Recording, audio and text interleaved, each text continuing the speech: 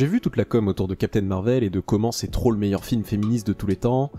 Alors déjà non, et ensuite rendre un perso féminin cheaté, en aucun cas c'est du féminisme, ça s'appelle juste un perso féminin cheaté. Voilà. Et apparemment pour le sens commun, une œuvre féministe, ce sont des femmes qui dominent des hommes avec un accent bien mis sur le fait que ça soit des femmes, et vous avez vu qu'elles sont fortes et indépendantes, Parle du film sur Twitter s'il te plaît.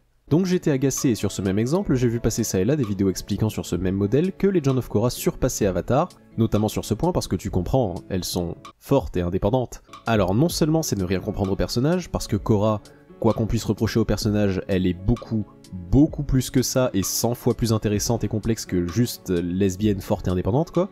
Mais cette comparaison stupide entre les deux séries m'a rappelé quelque chose d'intéressant. Avatar est pour moi un exemple de féminisme intelligent, mais d'abord laissez-moi définir ce que j'entends par là. Le féminisme tel qu'on le voit massivement aujourd'hui, c'est le féminisme de Twitter, donc c'est principalement de la merde stupide et incohérente, à l'inverse du vrai féminisme, qui à la base luttait pour permettre aux femmes d'avoir simplement les mêmes droits que les hommes, et dans une mesure plus large, de ne pas être désavantagées en société, juste parce qu'elles sont nées femmes. Ce qui au passage dans nos sociétés occidentales et notamment en France est réussi. Les femmes ont les mêmes droits que les hommes au niveau de la loi. Y'a qu'à voir les exemples mentionnés par les féministes internet, les inégalités en droit, c'est toujours dans d'autres pays que ça se passe. Donc en Occident, on est plutôt pas mal sur ce point.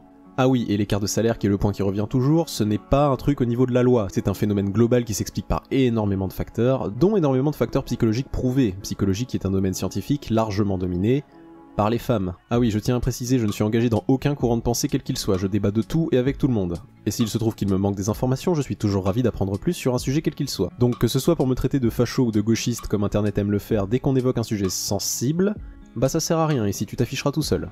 Vu que je n'exprime aucune opinion politique. D'ailleurs j'ai toujours trouvé ce concept vide de sens, mais on n'est pas là pour parler de ça.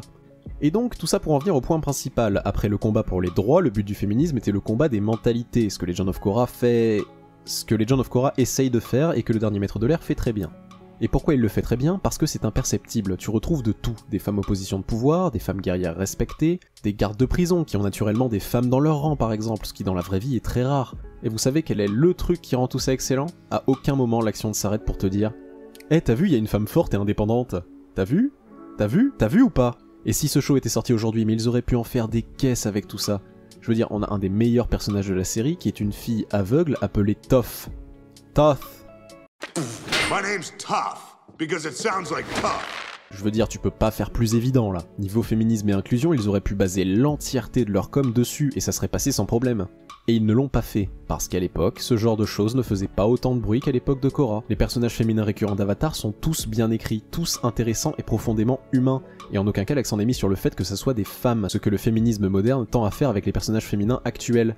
En basant tout sur le fait que ce soit des femmes et qu'elles remplissent des rôles importants, le focus est mis sur le fait d'écrire un personnage féminin fort au lieu d'écrire un bon personnage tout court. Ce qui fait que, bien souvent, si on change le sexe de ces personnages, bah ils perdent tout intérêt. Ce qui est l'opposé du but recherché si je me trompe pas. Maintenant, dans Avatar, pour rester sur l'exemple de tout à l'heure, imagine Toph. On oublie que c'est une fille. Il reste quoi? Bah tout. Absolument rien n'est attaché au fait que ça soit une fille. C'est un excellent personnage, point barre.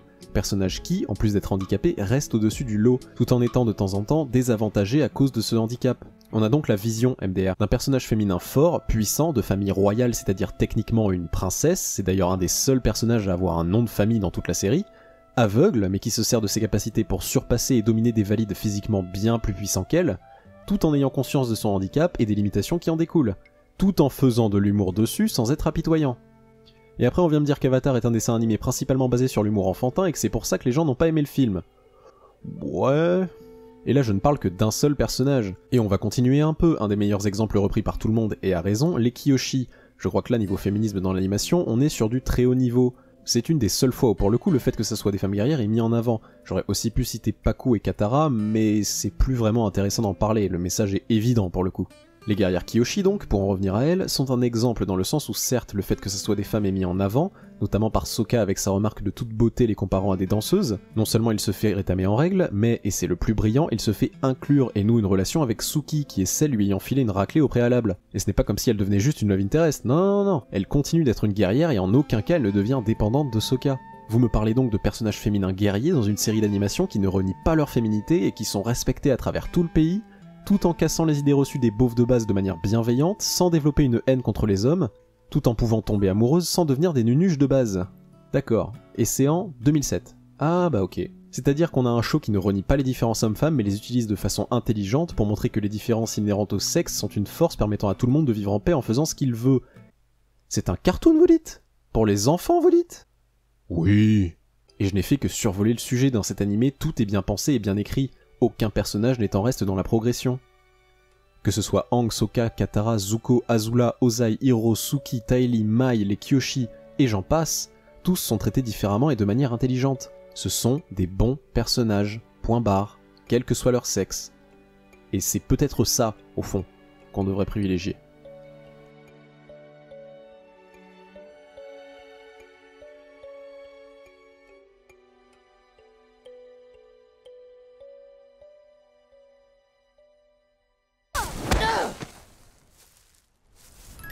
What are you doing here, Twinkle Toes?